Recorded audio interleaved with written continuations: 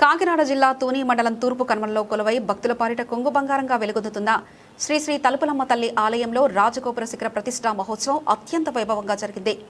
వేద పండితుల మంత్రోచ్చారణ మధ్య శాస్త్రోక్తంగా నిర్వహించిన ఈ మహోత్సవాన్ని తిలకించేందుకు భారీ సంఖ్యలో భక్తులు లోవా దేవస్థానానికి తరలివచ్చారు. ఆధ్యాత్మిక వాతావరణంలో జరిగిన కార్యక్రమంలో ప్రత్యేక పూజలు, హోమాలు నిర్వహించారు.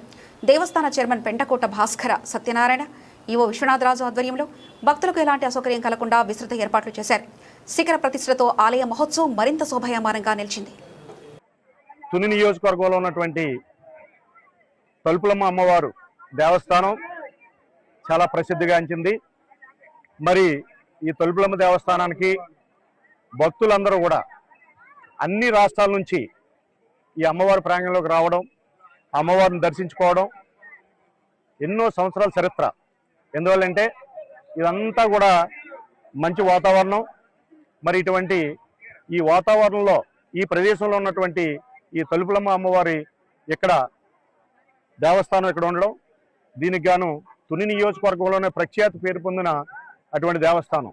మరి ఈ రోజున రాజగోపురం తయారు చేసి ఆ రాజగోపురం మీద కలశ ప్రతిష్ట ఇవాళ చేయడం, ఈ ప్రతిష్ట కార్యక్రమానికి మరి చైర్మన్ గారు భాస్కర్ సత్యనారాయణ గారు, ట్రస్ట్ బోర్డు మెంబర్లు, ఈవో గారు అందరూ కూడా యనమల రామకృష్ణుడి గారి ఆశీస్సులతో, కూటమి ప్రభుత్వం ఆశీస్సులతోటి, మరి ఈ నియోజకవర్గ ఎమ్మెల్యే గారు అయినటువంటి శాసనసభ్యురాలు గారు యనమల దివ్య గారి ఆదేశాల మేరకు ఈ రోజున మరి కూటమి నాయకులందరూ కూడా ఇక్కడ ఈ ప్రతిష్ట మహోత్సవ కార్యక్రమానికి రావడం జరిగింది. మరి ఎంతో ప్రతిష్టాత్మకంగా ఈరోజు చాలా అంగరంగ వైభవంగా ఈ కార్యక్రమం జరిపించడం, భక్తుల మధ్యన జరుపుకోవడం జరిగింది.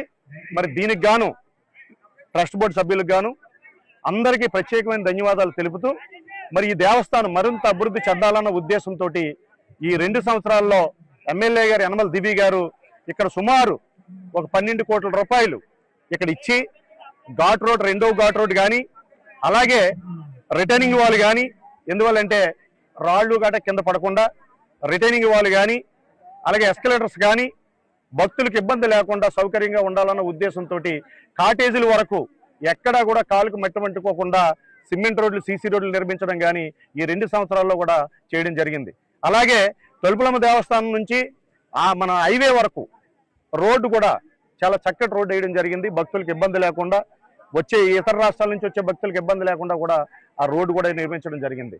ఎందువల్లంటే ఈ రోజు చూసుకుంటే కూటమి ప్రభుత్వం కానీ, యనమల రామకృష్ణుడి గారు కానీ, యనమల దివి గారు కానీ ఈ నియోజకవర్గంలో ఎక్కడ ముందు అభివృద్ధి కార్యక్రమం స్టార్ట్ చేయాలంటే తలుపులమ్మ అమ్మవారి దేవస్థానంలో ఏదైతే అవసరం ఉందో అది స్టార్ట్ చేసి మిగతా నియోజకవర్గంలో అన్ని పనులు చేస్తారు.